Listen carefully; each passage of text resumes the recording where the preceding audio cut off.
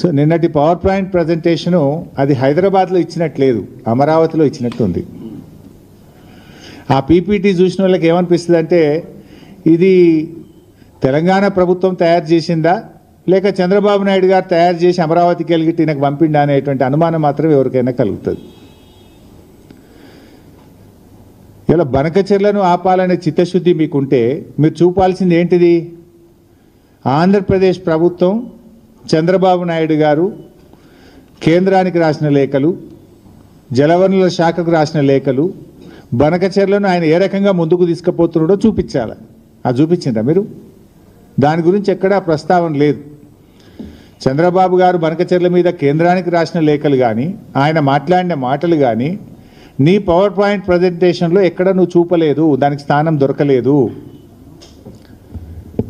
ఇప్పుడు కాళేశ్వరం ప్రాజెక్టును అడ్డుకున్నాడు చంద్రబాబు నాయుడు, పాలమూరు ఎత్తిపోతల పథకాన్ని, దిండి ఎత్తిపోతల పథకాన్ని, తుమ్మిళ్ళ లిఫ్టును, భక్తరామదాస్ లిఫ్టును, ఎన్నో తెలంగాణ ప్రాజెక్టులను నేను అడ్డుకున్నాడు. దానికి ఎందుకు నీ పీపీటీలో చూపించలేదు? ఆంధ్రప్రదేశ్ ప్రభుత్వము మన తెలంగాణ ప్రయోజనాల్ని ఎలా దెబ్బగొట్టిందో ఒక్క ముక్కనన్న చూపించినావా నేను? అంటే బనకచెర్ల గట్టే బాబేమో రేవంత్ రెడ్డికి బంగారమో లెక్క కనబడుతుండ్రు. బనకచెర్లను ఆపాలని పోరాటం చేస్తున్న బీఆర్ఎస్ పార్టీ ఏమో ఈయనకు సచినపాము లెక్క కనబడుతుంది. మరి సచినపామే అయితే ఎందుకు కళలు కూడా బీఆర్ఎస్ పార్టీని కలవరిస్తున్నావు? అసలు నువ్వు ఉపన్యాసం ఇస్తే కేసీఆర్ పేరెత్తకుండా బీఆర్ఎస్ గురించి మాట్లాడకుండా ఏదైనా ఒక ఉపన్యాసం మాట్లాడతావా నువ్వు? అసలు నీకు నిద్రలో లేపితే కూడా బీఆర్ఎస్ యాదికి వస్తుంది, గులాబీ జెండానే కనబడుతుంది నీకు. ఇప్పుడు నీ పార్టీ కాంగ్రెస్ పార్టీ కేంద్రంలో 11.5 సంవత్సరాల నుంచి ఇలా అధికారంలో దూరంగా ఉంది. అనేక రాష్ట్రాల్లో కాంగ్రెస్ పార్టీ అధికారం కోల్పోయింది. ఈ దేశంలో అనేక శాసనసభల్లో కాంగ్రెస్ పార్టీ ఒక్క ఎమ్మెల్యే సీటు కూడా గెలవలేదు. మరి ఇలా కొన్ని రాష్ట్రాల్లో కాంగ్రెస్ పార్టీ ఒక్క ఎంపీ సీటు కూడా గెలవలేదు.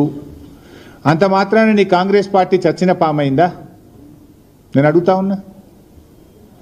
నువ్వు పీసీసీ అధ్యక్షుడిగా ఉన్నప్పుడు ఈ రాష్ట్రంలో ఉప ఎన్నికలు జరిగితే నీ అధ్యక్షతన జరిగిన ఎన్నికల్లో కాంగ్రెస్ పార్టీ డిపాజిట్ గల్లంత అయింది. అప్పుడు కాంగ్రెస్ పార్టీ చచ్చిన పామైందా?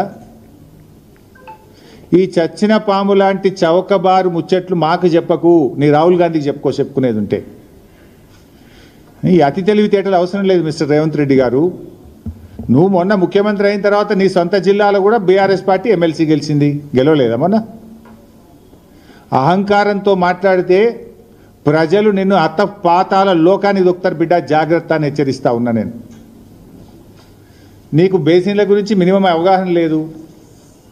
దేవాదులు ఏ బేసిన్లో ఉందంటావు, బంకచెర్ల యాడు ఉందంటావు.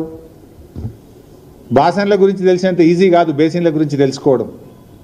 కనీస అవగాహన లేకుండా మాట్లాడి ఈ రాష్ట్రం పరువు తీస్తూ ఉన్నావు నువ్వు. ఇవాళ ఏదో సామెత ఉంటే చూడు, భయం లేని కోడట బజార్లో గుడ్డు పెట్టిందట. నీ తీరు కూడా గట్లే ఉంది. ఈయనట కేసీఆర్ను ప్రశ్నిస్తారట. బంకచెర్ల మీద ఈ బొంకుడు రాజకీయాలు బంద్ పెట్టు. రేవంత్ రెడ్డి గారు నాడు బాబు కోసం బ్యాగులు మోసి బ్యాగ్ మ్యాన్గా పేరు తెచ్చుకున్నావు. నేడు అదే బాబు కోసం బంకచెర్ల కోసం బొంకు మ్యాన్గా మారిపోయినావు. నువ్వు బొంకుతా ఉన్నావు, అన్నీ నిజాలు మాట్లాడతలేవు నువ్వు. నువ్వే చెప్పినావు. అయినా ఏం చెప్పినావు నువ్వు?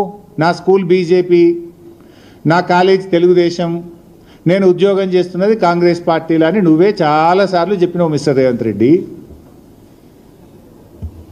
ఇలా నువ్వు టెక్నికల్గా కాంగ్రెస్ ముఖ్యమంత్రివి, కానీ నీ హృదయం అంతా కూడా ఇంకా అక్కడనే ఉన్నదని ఇలా అర్థమవుతా ఉంది రాష్ట్ర ప్రజలకు. ఎందుకంటే నీ స్కూలింగు కాలేజీ జ్ఞాపకాలు నేను విడిచిపెడతలేవు. ఇంకా నీ మనసు అంతా అక్కడనే కొట్టుకుంటున్నది. ఎందుకంటే నీ ఆచరణలోనే కనబడుతుంది, నేను చెప్పాల్సిన అవసరం లేదు. పోయినసారి కృష్ణా జలాల్లో 65 టీఎంసీలు ఆంధ్రాకు ఎక్కువ ఇచ్చినటువంటి తీరు కానీ, ఇలా గోదావరి బనకచెర్లకు నువ్వు తలుపులు తెలిసిన తీరు కానీ ఏమర్థమవుతుంది?